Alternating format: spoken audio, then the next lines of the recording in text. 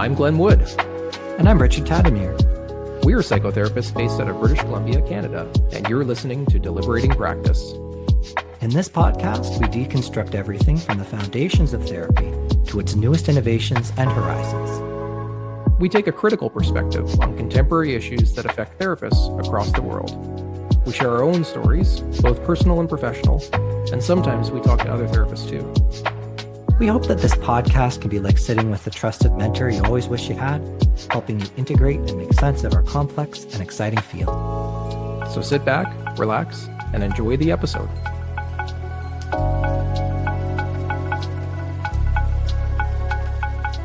For resources, show notes, and to work with Richard or Glenn for supervision, consulting, or counseling, go to deliberatingpractice.com.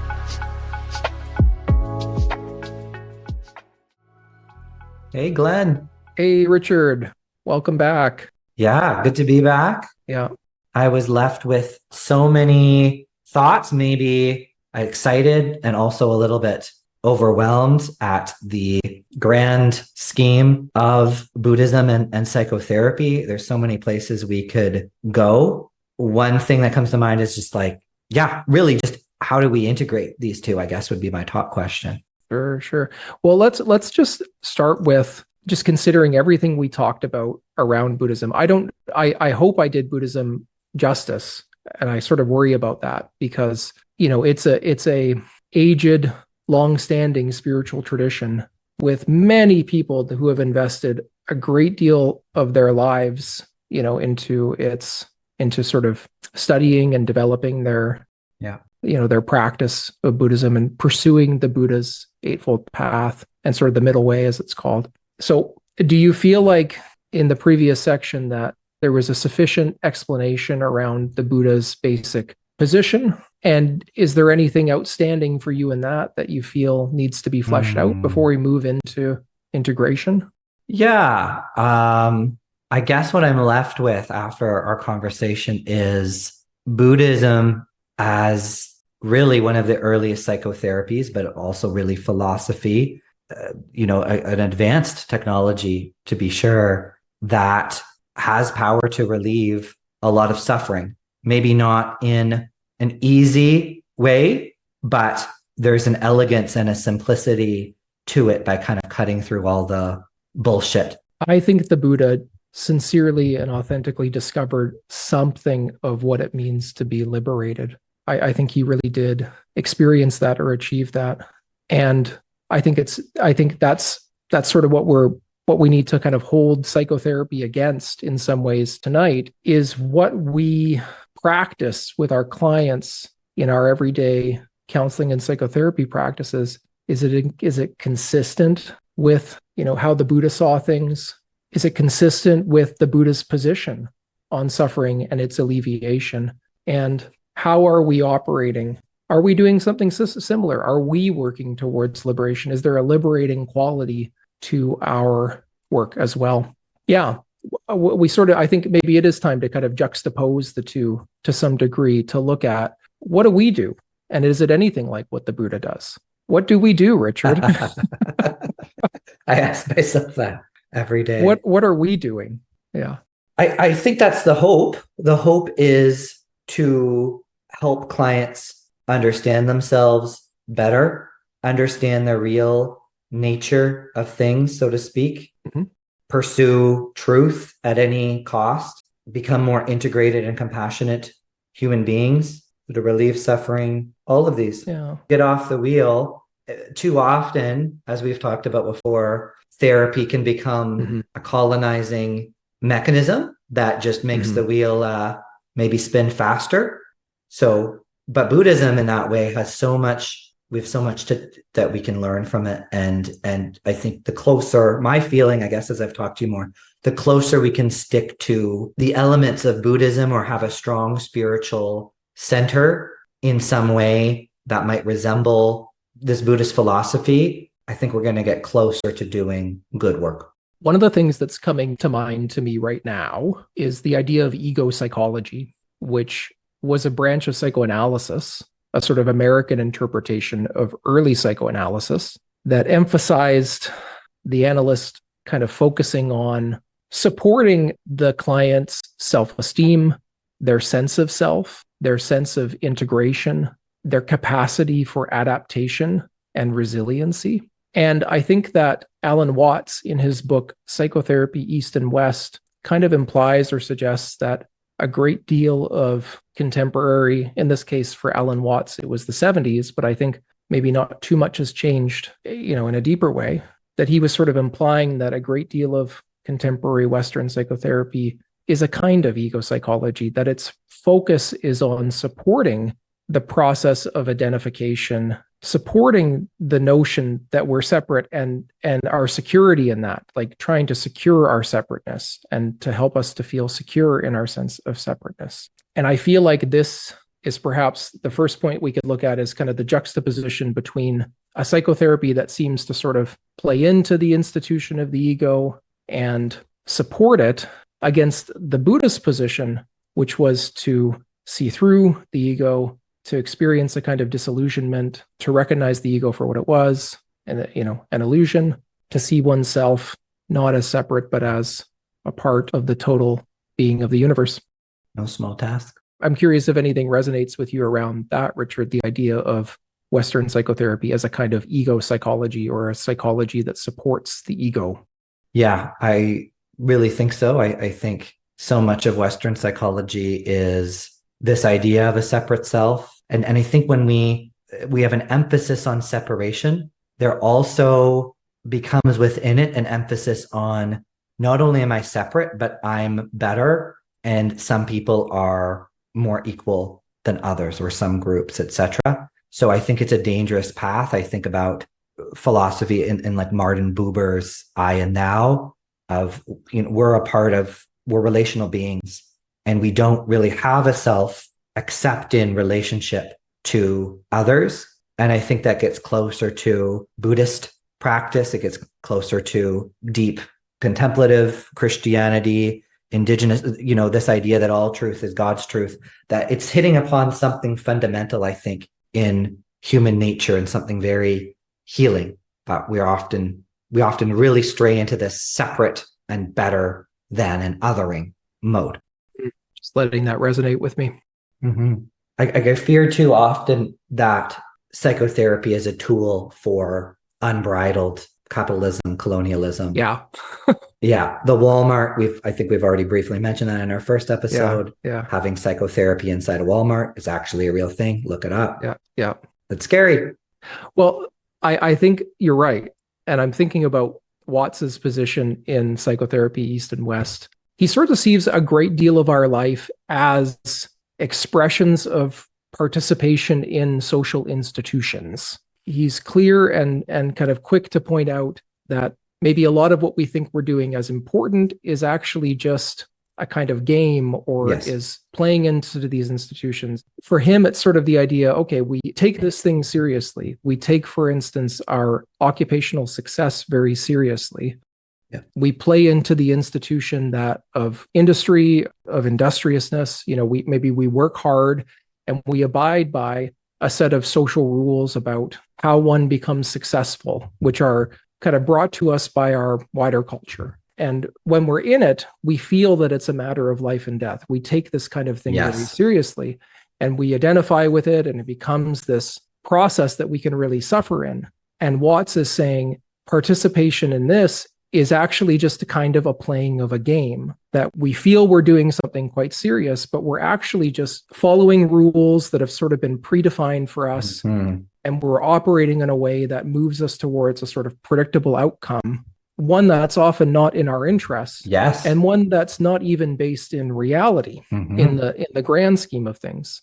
Yeah. Mm-hmm. That we sort of make this assumption, I need to work overtime. I need to please the boss. I need to make sure my suits are nice and pressed and appropriate. Mm-hmm. I need to grind. I need to network. I need to really sell myself. I need to make sure I'm doing evidence-based practice. And I have quotes. That's such a nice spin into the world of therapy, isn't it? Yeah. I need to build an Instagram profile and make sure I'm dropping posts every day with mental health tips and tricks. I need to play into what it means to be a therapist, a person that's successful in another industry. And so they're sort of floating in our culture, these prepackaged ideas of what this means. But Watts is really saying that these are kind of illusions, that these are really just social institutions, they're games. They don't have any real basis in reality.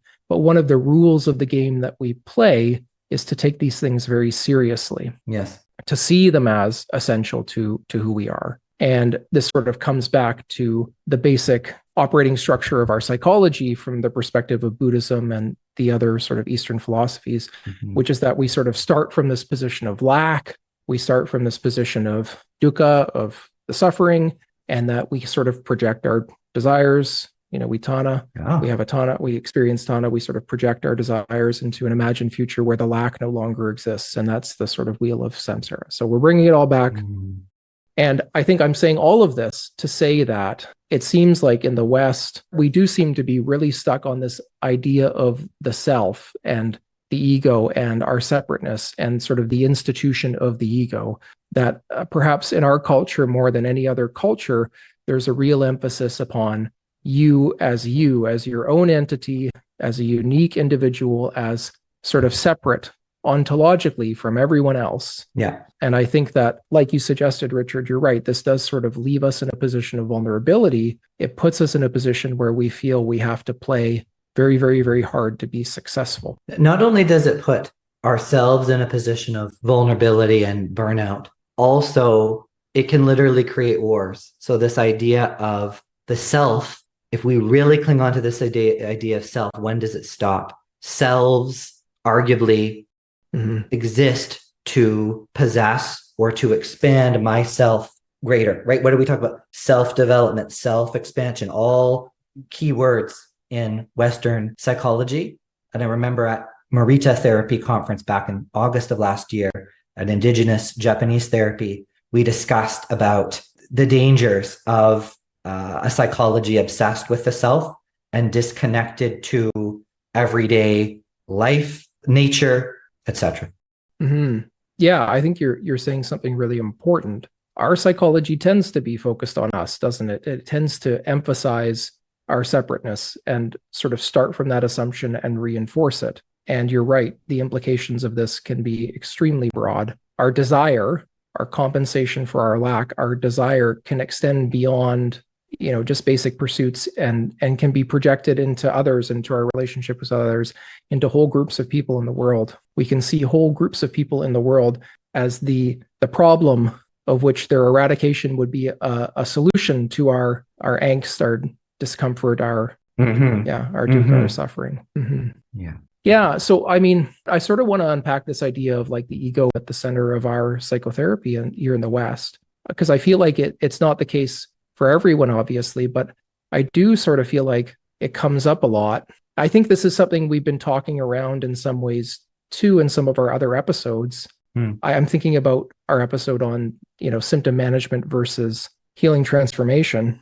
Yes. We did a nice job of kind of distinguishing the two. And I feel like embedded in the symptom management position is the idea of an ego, and really a concern for the ego, that we be concerned with just sort of supporting the person's identity and, their sense of self and their functional and sort of adaptive qualities. Yes. The symptoms overwhelm the self and make it less productive. So doctor, help me get rid of these symptoms. That's right. Yeah. And that so often we understand symptoms as not us. Yes. Well said. Yeah. Ego dystonic. Yeah. This isn't me. Yeah. And so then there is a kind of privileging of, okay, well, who are you? What do you want? And let's make our psychotherapy about that. Let's make our psychotherapy about you and, this basic concern you have of sort of being the person that you want to be.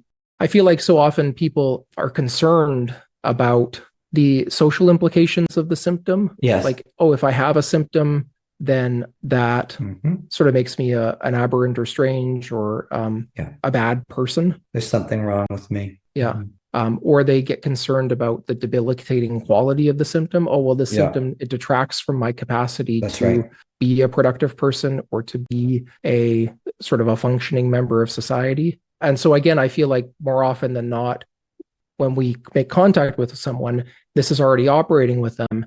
And there's this inclination to kind of join them in that concern. Oh, yes. To see that as their presenting concern. Okay, yes, it's the fact that you can no longer play the game well that is the problem. You can't, you no longer feel good in your position of grinding. You've been benched in the game. Yeah. There's something else operating you in now, which is sort of detracting from your capacity to project and pursue your desire and the end of your suffering.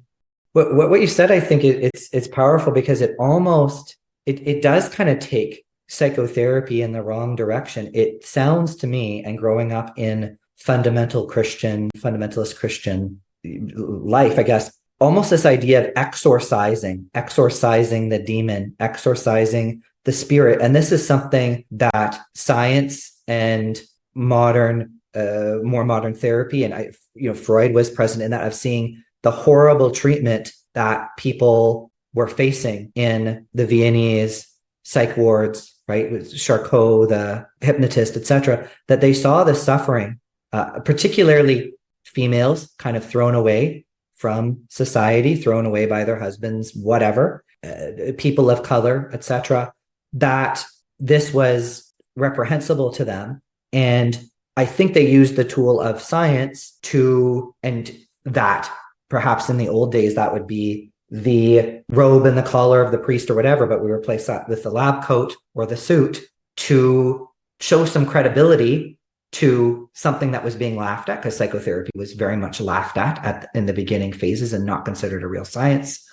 Freud was basically laughed out of the room in his early years of presenting. We have to be careful that now is psychotherapy going full circle, and you either snake oil salesman coming down the street saying, I have just the potion for you, or some type of exorcism. I've never thought about it in this way, but these are the images that spark to mind, that this is maybe, this game is wilder, and this discussion is more important than I think I even originally thought. I immediately, what's coming to mind for me now is a quote by Zen master Shunryu Suzuki Roshi, who was trained in the Soto Zen school and brought Soto Zen to California. There's a sort of practice center, I think a monastery there named Taslahara Springs that he sort of operated. And he wrote just an excellent book called Zen Mind, Beginner's Mind, which is sort of a very simple exposition of the heart of Zen. And there's a quote in that book, which I really like, sort of expressing the fundamental attitude of Soto Zen, which is,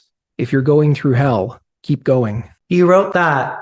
Oh, that's good to know. Yeah. Have you heard that quote? Oh, I've heard this, but I never know who wrote it. It may be attributed to someone else. I want to be careful not to, but I seem to have this call. Or the other thing he might have said is, I'm going to miss this quote, but it was something like, hell isn't something, it's training. Something isn't hell, it's training. It was something about suffering isn't hell, it's training, or something like that. Yeah. I can see that too. Just playing off the idea of exorcism, the fundamental concern that we have with what we discover in ourselves that we feel is sort of foreign or demonic or goes against the institutions that we've incorporated, egoic assumptions that we've sort of structured ourselves on. The attitude in Zen is one of sort of welcoming that, one of embracing that as an essential component of the disillusionment and dismantling process. And it's interesting that it seems a great deal of our Western psychotherapy is a trend in the opposite direction, a concern with dismissing or managing or controlling or somehow further disavowing that. It does seem like a great deal of our psychotherapy is occupied with the term I used when we were prepping for this episode. I don't know if it's really my term, but I'm going to say it's my term. I'm going to say I coined it, is betterment. Betterment. I feel like there's a lot of information in our space which is about betterment and enhancement and optimization. And I think that this is very appealing to a great number of people who have that as their fundamental concern, who feel that lack and are interested in improving themselves and are following their desire. But when I take the Buddha seriously, it becomes questionable whether this is something that's really helpful or useful to people. It feels like an extension of that sort of institution of the ego. It feels like just another way of keeping people on the wheel of samsara. I question the value of seeing psychotherapy as a way of getting better. That's a very radical thing I just said. I love that you said that. You question psychotherapy as a process or a mechanism or way of getting better. Yeah. I think it can't be about that. Yeah. Which doesn't mean that people don't get better. That's in right. the sense that they're symptoms don't get better Yeah. or that they don't suffer less through psychotherapy. But if that's the focus, there's a problem there. I think it becomes an impediment. Yeah, I think my experience has been the patients that do best in our time together are those who are willing to couch their sort of egoic concerns, their interest just in getting rid of the symptom. Yes. And be able to bring some attention to what that might be for them, right? To be able to take that seriously and get curious. Curiosity is a term that gets thrown around in our space a lot. I think people really like the idea of curiosity. And I think it's because implicitly it is very important in our work to take a kind of beginner's mind position, to look at things with fresh eyes, to not necessarily transpose the prepackaged meanings that we tend to be handed by our culture and society about what something is, but try to sort of discover it freshly. Yeah, that when we can sort of bracket that concern with getting rid of the symptoms and getting better, that we tend to do better, paradoxically. So if the focus isn't on getting better, the question is, in a modern context or a modern answer, what is it on? What should it be on? I think in our first episode, I sort of said something off the cuff. I said, psychotherapy is about experiencing oneself. And I think that that's all there really is to say about it, or that encapsulates well the focus. There's an idea in Zen of, practicing Zen is just eating when hungry and sleeping when tired. That it's very basic, the way that we might operate. The way that we might operate is sort of intentionless in some way, and certainly not coming from a place of lack. What do you mean by that? Place of lack? I'm thinking about the fundamental psychology of the Buddha, that we tend to start from a position of insufficiency. The cycle tends to start from this place of, there's a problem within me. I'm missing something. I'm not whole in some way. I'm lacking.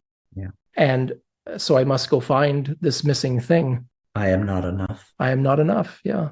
I'll add an interesting point here, which is that I think that Buddhism actually doesn't do a very good job of explaining the origins of suffering.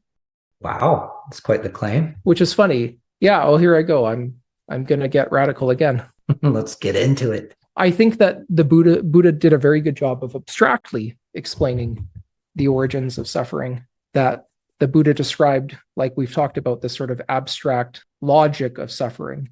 But I think from a sort of lived position, like an existential position, or even just a more basic psychological position, that there was a lot missing in the Buddha's psychology that some of Western psychology has actually made up. I'm thinking specifically about the developmental components or the developmental qualities, the developmental dimensions of suffering. I think psychoanalysis has done a good job of filling in some of these gaps. It's really looked at the person as a developmental entity, and pathology as sort of a process of development. And there are, I think, numerous theories in the psychoanalytic space that try to account for this basic sense of split, this basic sense of division, this basic sense of lack, and where it comes from. And so there's some theories that attribute it just to the basic process of sort of incorporating language and sort of relying and using upon language as a way of symbolizing oneself, that in taking in a language that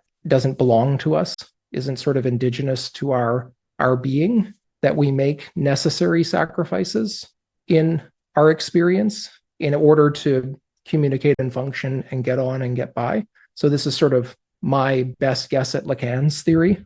And then we would look at more of the attachment theorists who, see the necessity of compromising one's basic instincts or authentic experiences in the interest of retaining a connection or attachment to a caregiver.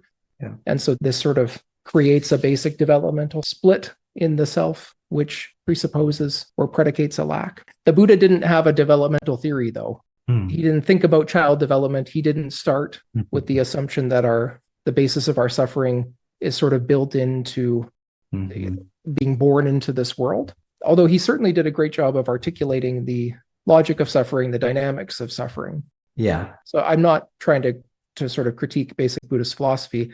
I think I'm just saying that so often what I noticed in myself for a long time was I've an intense interest in Buddhism and a devout practice to it, and an intense interest in sort of working through the suffering that I was experiencing. And I would keep coming back to these sort of abstract qualities, and I would keep going, oh yeah, I'm just, I'm desiring too much. I'm, you know, I have all this lack, but I wasn't really thinking about where it came from. I've also experienced, sort of developmental trauma. I also had an adverse childhood in some respects. And I couldn't appreciate the way that the dynamics of childhood adversity might be factoring into the way that I was suffering. And I certainly wasn't equipped to work with that until I entered psychotherapy and until I started working with someone where that could be an explicit part of our process. So you see that as the great addition of psychotherapy and psychology. That makes sense a bit. Yeah. I think so. I think that's maybe one way that Western psychology is helpful. I think that sort of brings into question, though, the behavior-based therapies, which tend not to take a developmental focus and tend not to make these developmental attributions to suffering.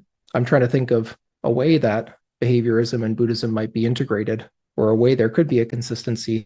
I'm not so sure. Well, organisms, and this is Freudian as well, is the pleasure and pain principle.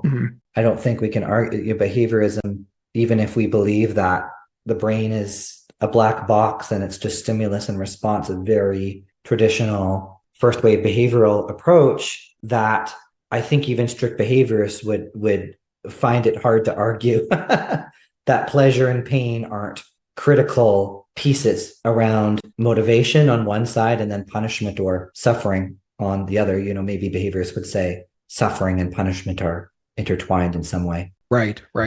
I'm venturing a little bit, but they would certainly attribute them as essential in the process of conditioning. In order for a consequence to be reinforcing, it has to be pleasurable. We have to attribute some sort of instinct of pleasure or basic instinct of avoiding pain in order to follow the assumptions of operant conditioning.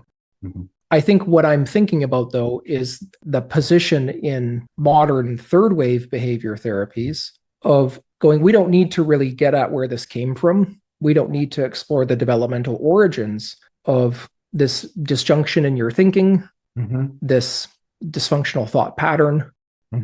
We just need to apply a correction and it will be better. We'll give you some distress tolerance skills. We'll give you some mindfulness skills, some social skills. It's a skill deficit. We give you these things, and third wave behaviorism does acknowledge the importance of a therapeutic alliance and the impact of relationships. But yeah, I see where you're going. That's right. That if there's a developmental component to the dynamics of a person suffering, third wave behavior therapies are in sort of a similar position to the abstract sort of model of Buddhism, in that they're sort of misattributing, or they're missing a really essential and important component of what could be helpful to a person. This is maybe something to talk about in another episode too, how important development is. So we can sort of couch this, but one of the things I hear a lot is that people are concerned that if you start to talk about the developmental circumstances of a particular problem, that you'll get stuck there. That you're bringing up trauma, you're re-traumatizing the patient. Yeah. Or even just, it seems like a lot of us therapists are concerned that if you open the door to someone grieving or obsessing about even, or just venting or talking about the circumstances that they attribute to, their suffering, that somehow they come into a position of sort of staying there or being unable to move on from that. And I just sort of bring that up as an interesting point that we should talk about in another episode. Yeah, that people don't, by bringing those things up, the emphasis is on the past and it goes away from self-responsibility because, Western, third wave kind of behavioral models, yes, there's elements of Eastern in there, but I think the Western kind of maybe co-ops quite often in practice. It seems like one of the ways, or one of the things that is most heavily incorporated from Buddhism into Western psychotherapy is the practice of mindfulness meditation. If we look at some of the first therapies that were to incorporate anything related to Buddhism, they're mindfulness-based therapies. They're dialectical behavior therapy, which incorporated mindfulness meditation. And they're mindfulness-based stress reduction and mindfulness-based cognitive therapy. Yes. And it seems like this is the thing in Buddhism which people find most helpful and most useful in a therapeutic context as well. But sort of consistent with what you were saying, one of the things I've noticed from sort of looking into this a little bit is that it seems like different therapies that have different sort of fundamental assumptions about what ought to happen in the therapy room make use of mindfulness in different ways. Yes. So one of the things that I think is kind of interesting is many of the mindfulness-based, or how mindfulness is incorporated into third wave behavior therapies is different than how mindfulness is incorporated into psychoanalysis, and the emphasis is different. So the third wave behavior therapies tend to see mindfulness as a helpful tool in managing emotions. Yes. Because their operating or fundamental assumption is emotions can be this problematic thing that can impede a person's function, and we want to provide them a way of alleviating the emotion itself or managing or controlling the emotion. Yes.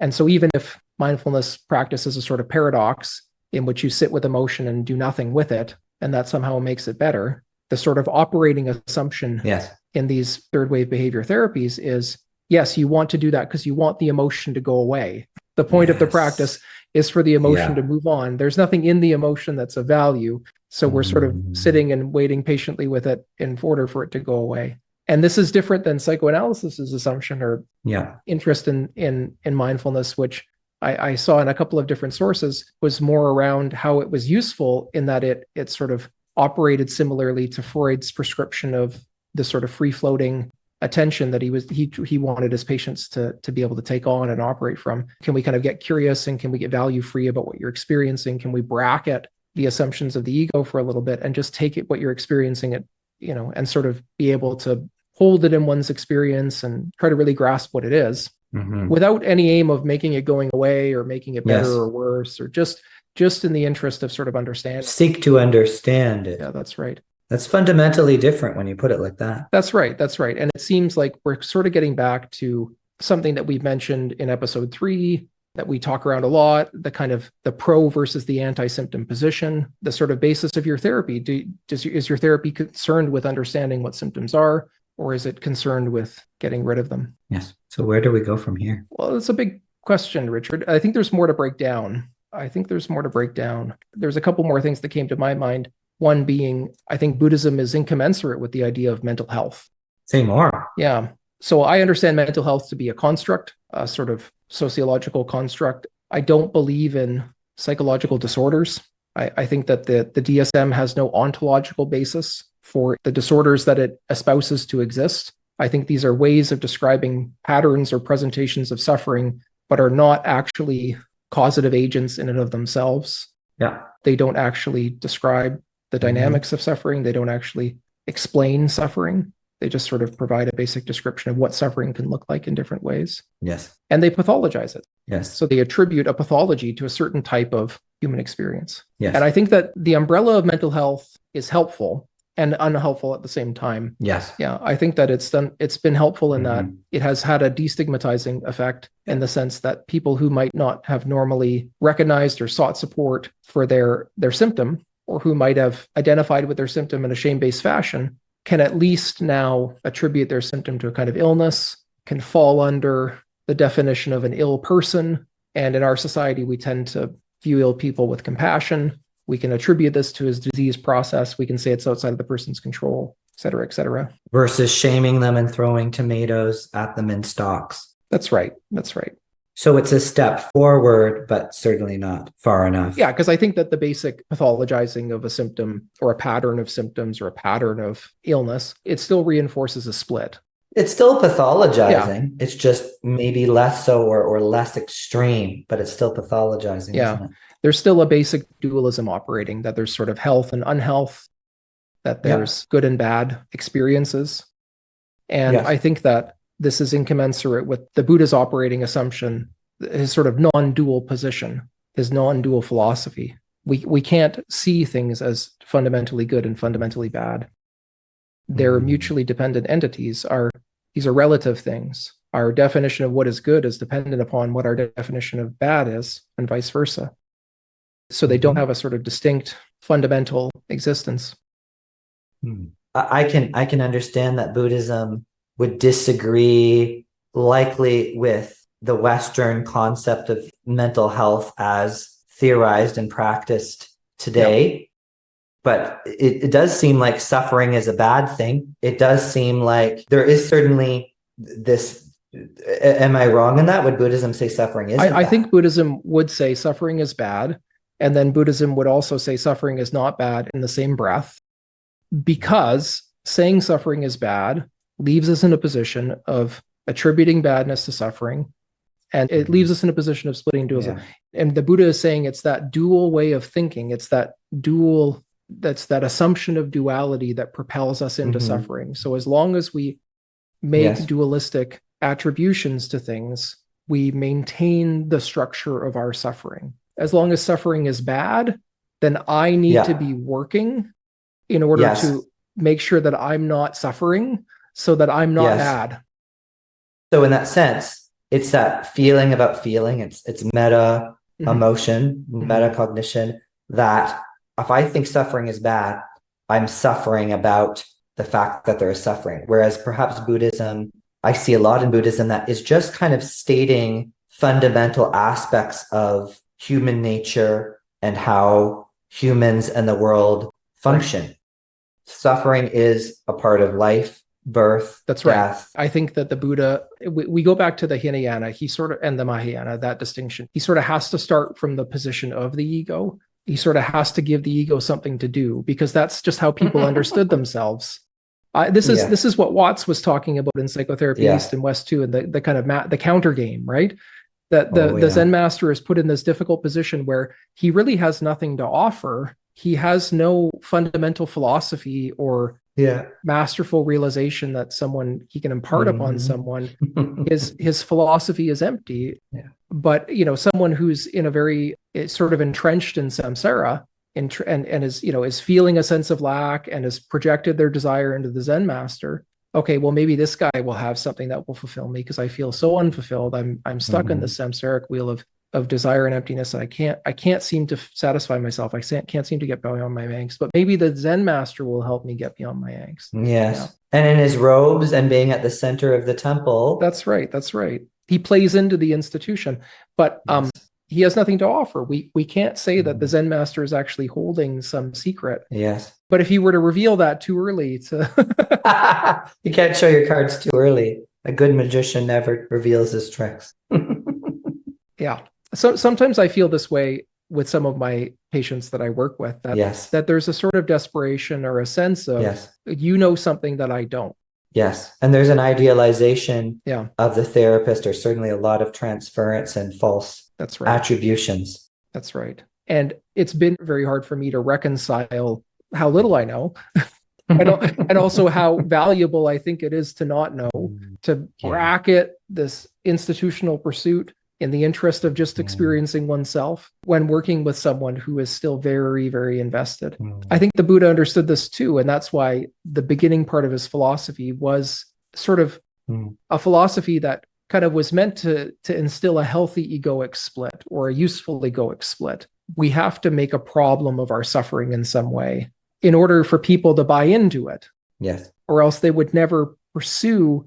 They would never go to the crazy lengths that some of these practitioners have gone to. I don't know if you heard about or know about some of the practices in Zen Buddhism, the use of the koisaku. A little bit, but I'd like to hear more. Sure. Well, in the Rinzai school, which is different than the Soto school, the Rinzai school is more focused on practices around koans, which is one of the Zen master's tools, one of the ways in which the Zen master supports the liberation of his student is to give him a problem with no solution, something that the ego can get involved in that sort of leads to its own dissolution. So the master, like you said, in his robes, in the center of the temple, in his position of esteem, the student projecting all of his lack.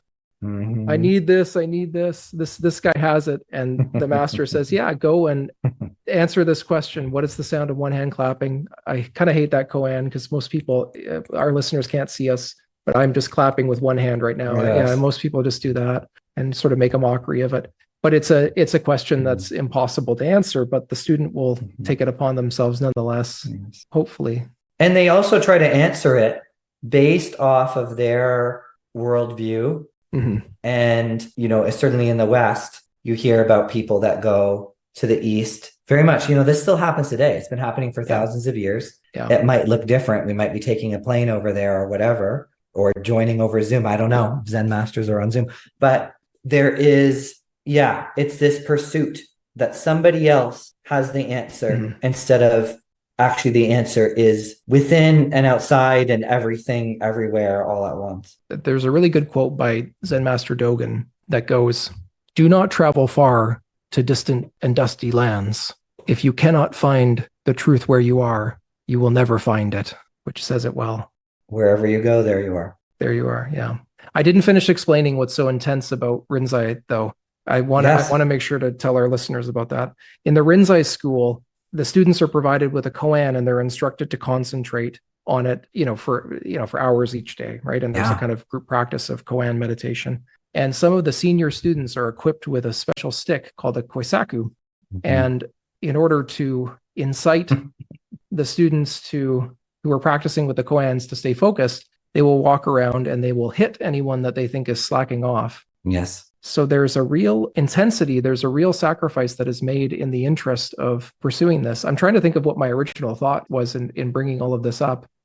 Yeah, it was sort of because I was talking about how the Buddha sort of needs to provide a philosophy that appeals to getting better, to appeals to the idea of betterment, and sort of creates that healthy egoic split. But then I was sort of saying something about how, because then people will really subject themselves to a lot. Right. And the koisaku being one of it, they'll subject themselves to being hit by sticks for days, weeks, months, years as they practice these koans before they realize what a stupid thing it is they're doing and what a stupid thing it is they've always been doing, participating in the social. Why am I sitting around getting hit by sticks? Yeah. I could literally walk up and leave. Yeah. And it wouldn't matter. It wouldn't matter. Yes. There's a story in Zen of a sort of monk named Joshu. The stories of Joshu are actually Chinese in nature, but the Joshu is the Japanese translation of his name. I think it was more like Chaoshu because he was a Chinese Chan master, Zen master, and student. It might not even be Joshu I'm thinking about. But there's a story of sort of the day of Joshu's enlightenment, I think, or of one student's enlightenment. Let's just say it was Joshu's enlightenment, okay? The Buddha will forgive me. The Zen people will forgive me. And what he did was he came into the room where all the students were practicing, and he just started flipping out. And he grabbed the rugs, and he was flipping the rugs up, and he was knocking things around, and he was yelling. And he was like, "Look at this. It's so stupid." Look at this. And the master was just sort of like, "Yeah, you get it. You finally get it." Wow. It's like, "Yeah, Joshu, nice. Like you're..." Yeah, rough it up, man. Yeah. Having a Christian background. Yeah. I feel like I'm a recovering Christian and have also really taken on a lot of Buddhism. And I think it's deepened myself spiritually. That story of Jesus in the temple, flipping the tables on the Pharisees, on the tax collectors, on this day of Sabbath and rest. And meanwhile, because there's context there, that there is so much poverty and suffering right outside the doors of the temple. And, there's nobody giving, even the time of day to these people suffering with leprosy or poverty. And that it is quite radical. It's one of the things that in Christianity, it kind of freaks people out because people kind of see, well, yes, he was self-sacrificial, Jesus dying on the cross. It was all these great teachings and parables and always making 5,000 fish out of this one fish, all these things. Right. But it's where Jesus in human form is showing anger and really giving a big FU to the system and showing the futility and the suffering that the game of the system creates. I really like what you just said, Richard. And what struck me was identifying yourself as a recovering Christian, for one, which I think is really interesting.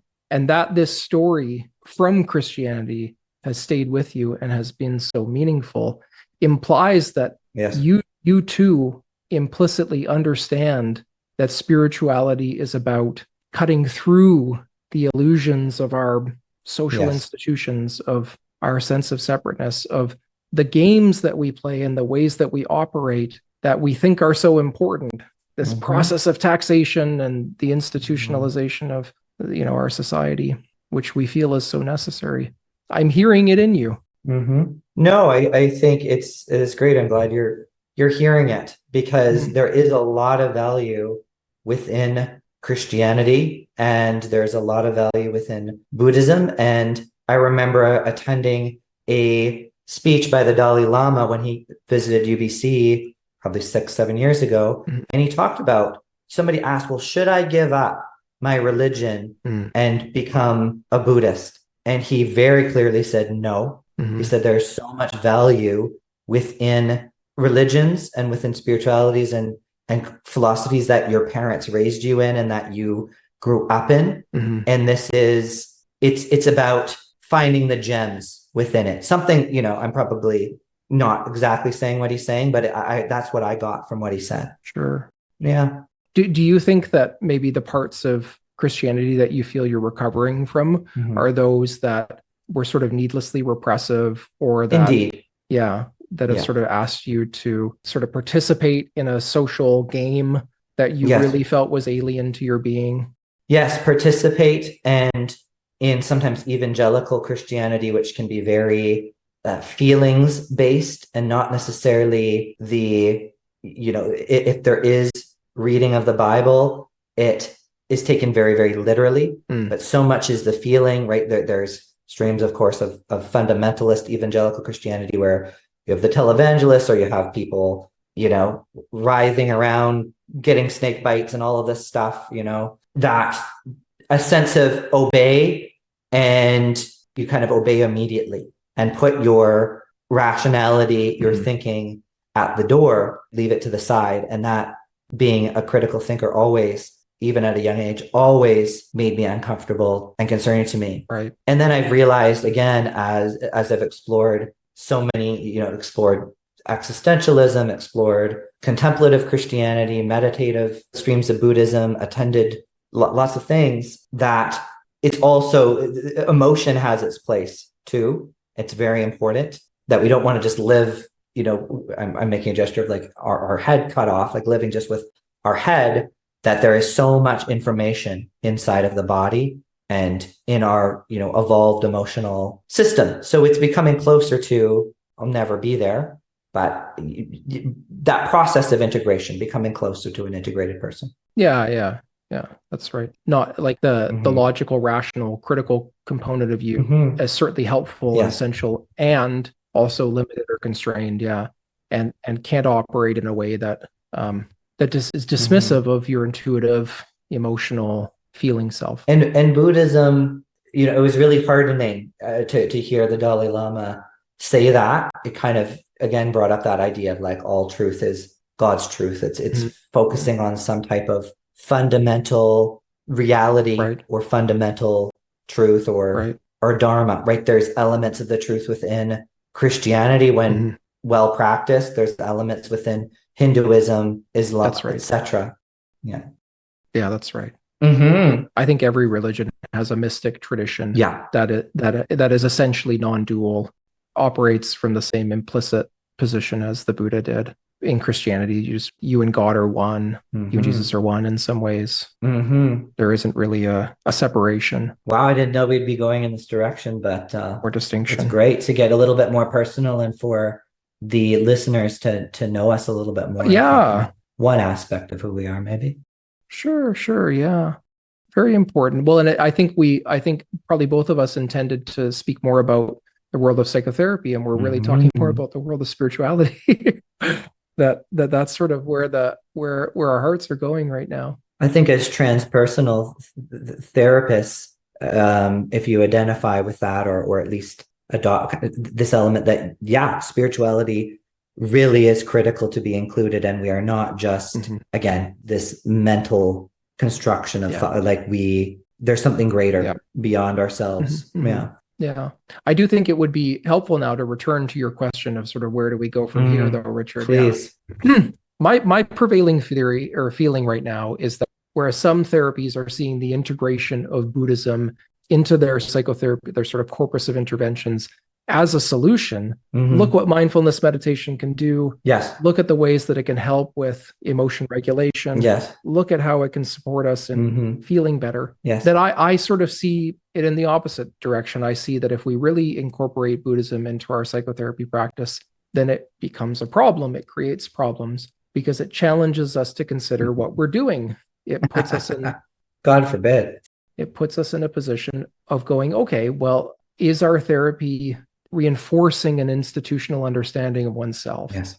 Is our therapy working in the direction of sort of supporting the ego? Yes. And can we practice on the basis of nothing? Can we have nothing to offer to people and take solace in that? Can we be comfortable in not knowing? Yeah. Can we dethrone ourselves? Yeah. And that's a very scary thing, Yeah. because therapists have egos as well. And we don't always have a good process. And certainly it's not always easy to get good support, good supervision, etc., to be comfortable in the uncomfortable and to leave some of these contraptions behind. Right, right. Sometimes our supervision or our therapy practice is about finding ways out of that, of finding solutions to that so that we don't have to end up in that anxious, uncertain position, the sort of empty position, the gameless position. I think, though, I'm sort of bringing it back to Watts now. I'm sort of thinking about what would a psychotherapy of free play look like? Ooh, what a great question. Watts had this sort of idea of, okay, if everything is a game, if that's what ultimately this all is, that we're sort of colonized by these institutions, we're born into them, and we incorporate these rules, and our lives become structured by these institutions, and we're sort of feel impelled to play out these games.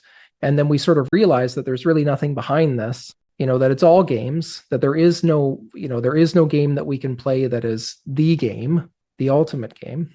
His sort of position was, well, then you just become free to play any way you like, or any way at all. That the play becomes sort of unhinged, but is still a play. It becomes, I want to say, uprooted. That's sort of the word that's coming to mind, or destructured, but is still ultimately play. And so I'm just spending time to define sort of our thought about free play here, or our definition of free play. So if we follow that, then it's like, what would a therapy of free play look like?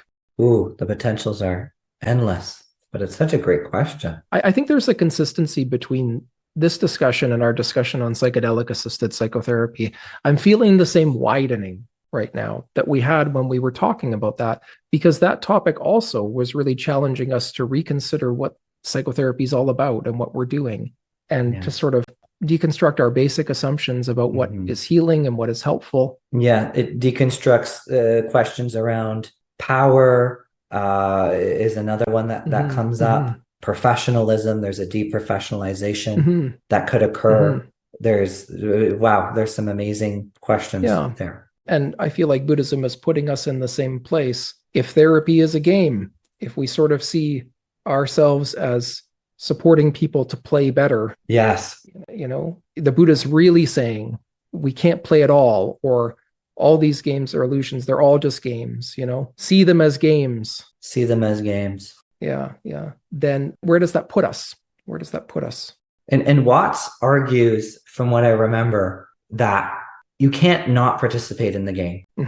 So, unless you die, but even dying, Buddhism would say, this is part of the cosmic cycle. So nothing dies. Even there. So if you have to play the game, how do you play it? You could play it in this free play, this playfulness element, this dance. I think he also uses metaphor of a dance, a counter game. There's lots of great metaphors Watts uses. The question that I had, you'll like this. The question that I had for my students in Education 327 this week was, because it's the last chapter of Watts, the dance, and an invitation to the dance. That what is Watts' idea of the dance, and what would your own idea of the dance look like? Like, how would you participate in the dance?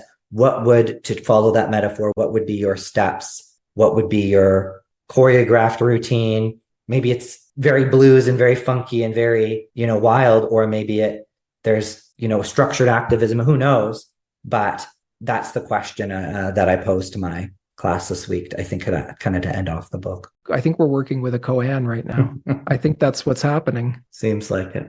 I feel like I can't answer this. I feel like I don't know how. One thing I do know about koans is, and I learned this a little bit from Michael Stone, who's former psychotherapist and now a Buddhist monk, and he has a center in Vancouver and has a center in And so very down to earth, great integrative thinker, I loved how he kind of made Buddhism very practical and just a wonderful human being in the times that I've met him. So we talked about this idea that the process of suffering as you're trying to figure out this koan, right? Or you can try to go about and solve this koan, right? Again, it's unsolvable in a cognitive way, and you get just more and more frustrated. That's right. But though there's no solution to a koan, that there is, he would argue anyway, that koans are to be experienced. If I get, sorry, Michael, if I'm not getting this correct,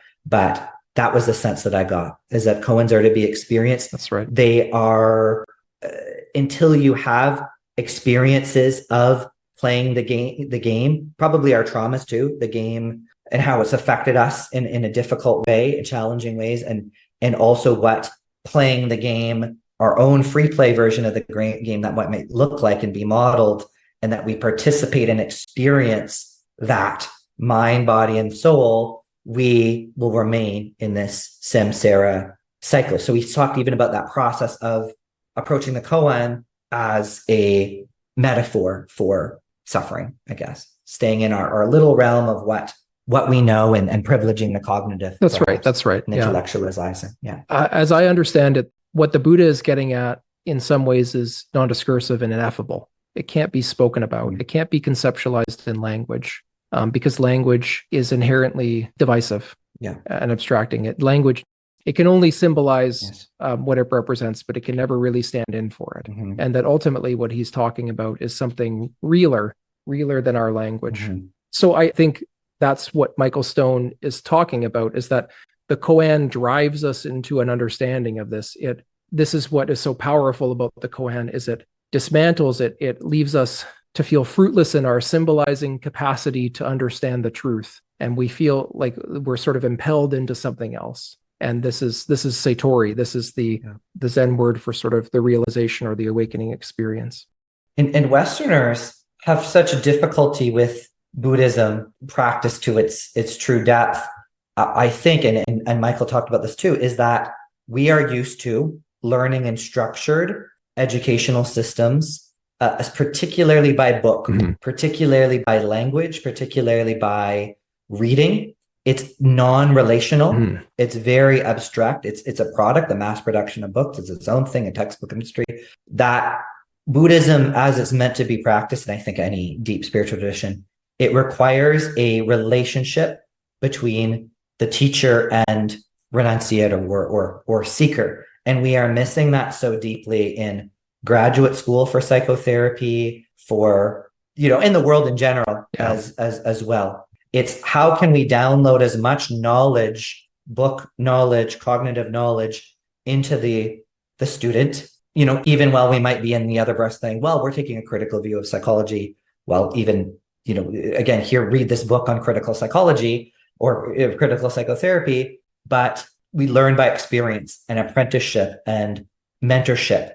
That is where, even though these koans are unsolvable or could be looked at, certainly from so many different ways, right? And there's value in the different ways of looking at that and challenging, I'm going to try, a particular lens. I'm going to try an attachment lens to this koan. I'm going to try a psychoanalytic. I'm going to try a Hinduist perspective of this.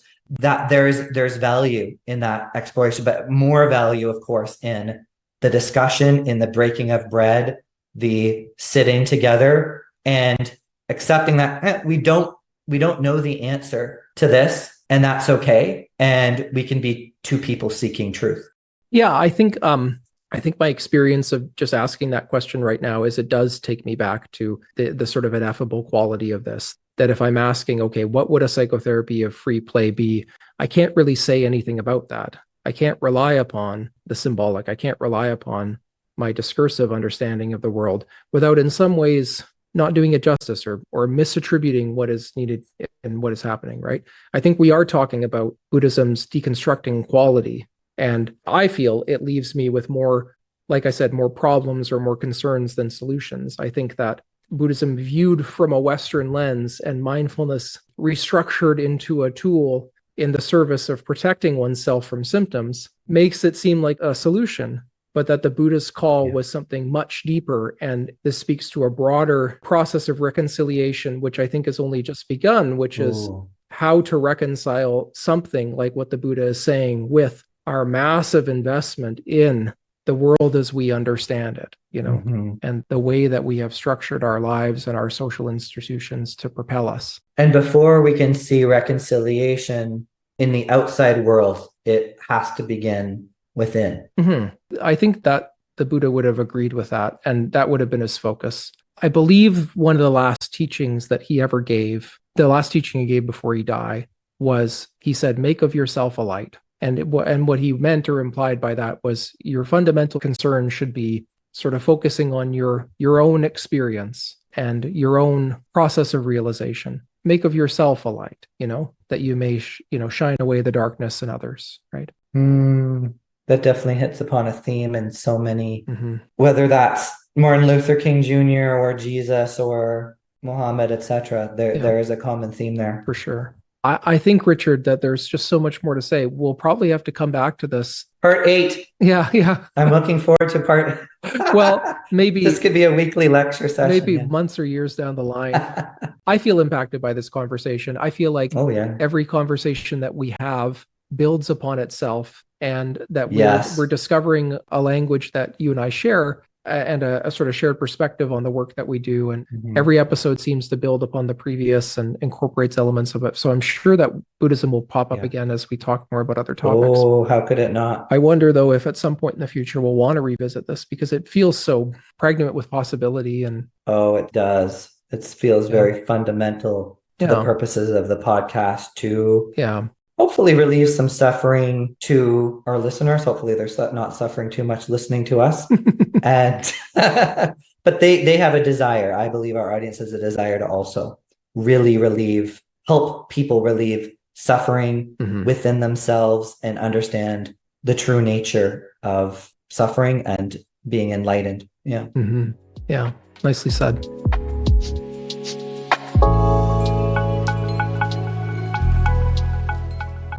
We hope you enjoyed the podcast and are a little wiser for it. Thanks for listening.